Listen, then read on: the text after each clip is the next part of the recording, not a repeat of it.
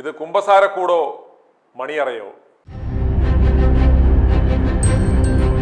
കഴിഞ്ഞ ദിവസം ഒരു പാതിരി തൻ്റെ ഇടവകയിൽ പുതുതായി പണി കഴിപ്പിച്ച അത്യാധുനിക കുമ്പസാരക്കൂടിനെ കുറിച്ച് വിവരിക്കുന്നത് കേൾക്കുക. പണ്ടൊക്കെ നമുക്ക് ഓർമ്മയുണ്ട്, കുമ്പസാരിക്കുവാനായി വൈദികന്റെ മുന്നിൽ പോയി നമ്മൾ മുട്ടുകുത്തി കുനിഞ്ഞ് നിൽക്കുന്നത്. ഇത്തരം കുമ്പസാര പീഡനവീരന്മാർ എല്ലാ സഭകളിലുമുണ്ട്. ഓർത്തഡോക്സ് സഭയിൽ 5 വൈദികന്മാർ ചേർന്ന് കുമ്പസാരം നടത്തിയ ഒരു യുവതിയെ ലൈംഗികമായി ഉപയോഗിച്ചു എന്നൊരു കേസ് ആരും മറന്നിരിക്കുവാനിടയില്ല. അതുപോലെ വർഗീസ് തോമസ് ആര്യാട്ട് എന്ന കോട്ടയംകാരനായ പാതിരി ഒരു ഭർത്തൃമതിയായ ഒരു വീട്ടമ്മയെ കുമ്പസാരത്തിലൂടെയാണ് വീഴ്ത്തിയത്. അവസാനം അവരുടെ ശാരീരികമായും മാനസികമായും സാമ്പത്തികമായും എല്ലാം ഉപയോഗിച്ച ശേഷം അവരെ ആത്മഹത്യയിലേക്ക് തള്ളിവിട്ടു. ഇതുപോലെ നിരവധി കഥകൾ നമുക്ക് കുമ്പസാരത്തിൻ്റെ മറവിൽ നടത്തിയ ഇവന്മാരുടെ പീഡനങ്ങൾ നിരവധി എണ്ണി പറയുവാൻ സാധിക്കും. ഇപ്പോൾ സുപ്രീം കോടതിയിൽ നിലവിലൊരു കേസുണ്ട്. ഈ കുമ്പസാരം അടിയന്തരമായി നിരോധിക്കണമെന്നാവശ്യപ്പെട്ട് വിശ്വാസികൾ ഫയൽ ചെയ്തേക്കുന്ന ഹർജിയാണ്.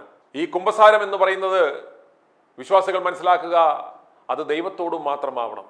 നമ്മുടെ മനസ്സ് തുറന്ന് നമ്മൾ ചെയ്ത പാപങ്ങൾ ഏറ്റുപറയേണ്ടുന്നത് ദൈവത്തോടാണ്. ഈ ലോഹ കെട്ടി നടക്കുന്ന, ഈ നൈറ്റ് കെട്ടി നടക്കുന്ന, ഈ വിവാഹ ജീവിതം കഴിക്കാതെ അണ്ടിപ്പരിപ്പും വൈനും അടിച്ച് നടക്കുന്ന ഈ ചീമപ്പന്നികളുടെ മുന്നിൽ പോയി നിങ്ങളുടെ ബലഹീനതകളും പാപങ്ങളും പറഞ്ഞാൽ ഇവന്മാർ നിങ്ങളെ എപ്പം ചൂഷണം ചെയ്താൽ മതി എന്ന് നോക്കിയാൽ മതി. ഇവന്മാരുടെ പ്രൈവസിക്ക് വേണ്ടിയാണ് ഇത്തരം മണിയറ പോലെയുള്ള കുമ്പസാരക്കൂടുകൾ ഉണ്ടാക്കുന്നത് എന്ന് വിശ്വാസികൾ തിരിച്ചറിയണം. പള്ളിയിൽ എന്തിനാണ് ഇതിനു മാത്രം ഒരു പ്രൈവസി? AC ഒക്കെ ഇട്ട് നല്ല വിശാലമായി സുഖമായി നോവാതെ ഇരുന്ന് കുമ്പസാരിക്കുവാനുള്ള അവസരമാണ് ഉണ്ടാക്കിയിരിക്കുന്നത്. നാളെ ചിലപ്പോൾ ഇവന്മാർ കിടന്ന് കുമ്പസാരിക്കാനുള്ള അവസരം വരെ ഉണ്ടാക്കും. അതുകൊണ്ട് ഇതെല്ലാം വിശ്വാസികളെ പെടുത്താനുള്ള കെണികളാണെന്ന് നിങ്ങൾ മനസ്സിലാക്കണം.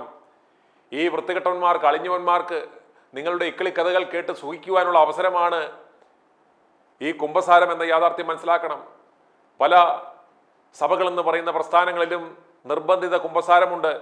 കുമ്പസാരിച്ചു കഴിഞ്ഞാൽ മാത്രമേ, ആണ്ടുകുമ്പസാരം നടത്തിയെങ്കിൽ മാത്രമേ അവനെ വിവാഹം കഴിപ്പിക്കൂ, അതല്ലെങ്കിൽ അവന് പൊതുയോഗത്തിലിരിക്കുവാൻ സാധിക്കൂ.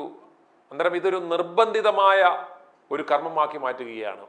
യാതൊരു കാരണവശാലും ഈ വൃത്തികെട്ടന്മാരുടെ മുന്നിൽ നിങ്ങൾ മനസ്സ് തുറക്കരുത്.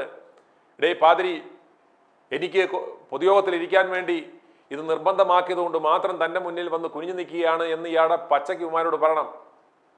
യാതൊരു കാരണവശാലും നിങ്ങളുടെ പാപങ്ങൾ ഇവന്മാരോട്, ഈ പാതിരി പാമ്പുകളോട് തുറന്നു പറയുവാൻ പാടില്ല.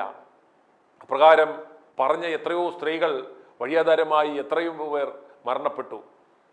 അതുകൊണ്ട് വിശ്വാസികൾ ജാഗ്രത. ഇവന്മാർ കുമ്പസാരക്കൂട് മണിയറ പോലാക്കി AC വെക്കും, നാളെ നല്ല ബെഡ് ഇടും. ഇതൊക്കെ എന്തിനു വേണ്ടിയാണെന്ന് മനസ്സിലാക്കുവാനുള്ള സാമാന്യ ബോധം മുണ്ണക്കുഞ്ഞുങ്ങൾക്ക് ഉണ്ടാവണം.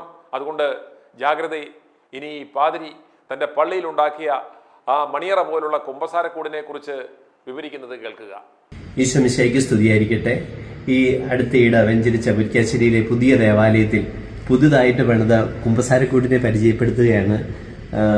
ഭൂമിയിൽ കെട്ടുന്നതെല്ലാം സ്വർഗത്തിലും കെട്ടപ്പെട്ടിരിക്കും, ഭൂമിയിൽ അഴിക്കുന്നതെല്ലാം സ്വർഗത്തിലും അഴിക്കപ്പെട്ടിരിക്കും. ഏറ്റവും പവിത്രമായി പരികർമ്മം ചെയ്യേണ്ട കുദാശയാണ് അനുരഞ്ജന കുദാശ.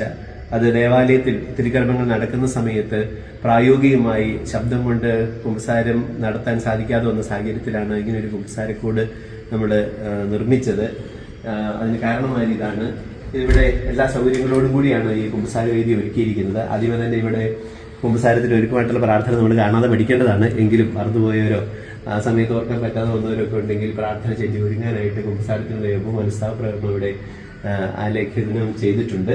പിന്നെ പ്രായമായ ആളുകൾക്ക് ഇരുന്ന് കുമ്പസാരിക്കുന്നതിനുള്ള സൗകര്യം അവിടെയുണ്ട്, മുട്ടുകുത്താനുള്ള സൗകര്യമുണ്ട്. ഇതിനകത്ത് കയറുമ്പോൾ ഈ വാതില് അടച്ചിടണം, അതിനുള്ള സൗകര്യങ്ങൾ അതിനകത്ത് ക്രമീകരിച്ചിട്ടുണ്ട്. ഈ വാതിൽ അടച്ചിട്ടിട്ട് മാത്രമേ കുമ്പസാരം നടക്കുകയുള്ളൂ. അകത്ത് ആള് ഉള്ള സമയത്ത് ഇവിടെ ചുവന്ന ലൈറ്റ് ആയിരിക്കും തെളിയുന്നത്. ഈ പച്ച ലൈറ്റ് കണ്ടാൽ മാത്രമേ ഇവിടുന്ന് അകത്ത് കയറാനുള്ള അനുവാദമുള്ളൂ. അല്ലാത്ത സമയത്ത് അതിനകത്ത് ആളുണ്ട് എന്നുള്ളതാണ് അതിന്റെ സൂചന. അപ്പോൾ ആളുകൾ ഇവിടെ വെയിറ്റ് ചെയ്യുമ്പോൾ പച്ച ലൈറ്റ് നോക്കി കുമ്പസാര വേദിയിലേക്ക് പ്രവേശിക്കണം. ചുവപ്പ് ലൈറ്റ് ആണെങ്കിൽ കയറരുത്. അപ്പോൾ അതിനകത്ത് ആളുണ്ട് എന്നുള്ളതാണ് അതിന്റെ സൂചന. കുമ്പസാരം കഴിഞ്ഞ് ഇറങ്ങുമ്പോൾ ഈ വാതില് ഭദ്രമായിട്ട് അടച്ചിട്ട് പോകണം. ഇത് തുറന്നിട്ടിട്ട് പോകരുത്. അപ്പോൾ സ്വരം അകത്തേക്ക് കയറും. അപ്പോൾ കുമ്പസാരം കഴിഞ്ഞ് ഇറങ്ങുമ്പോൾ വാതിൽ അടച്ചു എന്ന് ഉറപ്പ് വരുത്തി പോവുക.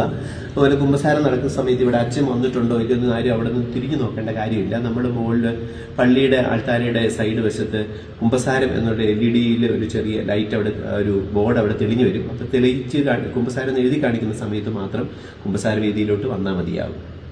അപ്പോൾ ഇത് മനസ്സിലാക്കിക്കൊണ്ട് എല്ലാവരും കുമ്പസാര വേദി ഉപയോഗിച്ച് കുമ്പസാരിക്കാനും സമാധാനപരമായി കുമ്പസാരിച്ച് പൂർണ്ണമാക്കാനും ഇത് സഹായകരമാകും. ഇതിന്റെ നിർമ്മാണത്തിനൊക്കെ സഹകരിച്ച എല്ലാവർക്കും ഹൃദയപൂർവ്വം നന്ദി പറയും. Thank you. i2i news subscribe ചെയ്തിട്ടില്ലാത്തവർ ഇപ്പോൾ തന്നെ സബ്സ്ക്രൈബ് ചെയ്യുക. നോട്ടിഫിക്കേഷൻ ലഭിക്കുവാൻ ബെൽ ബട്ടണും അമർത്തുക.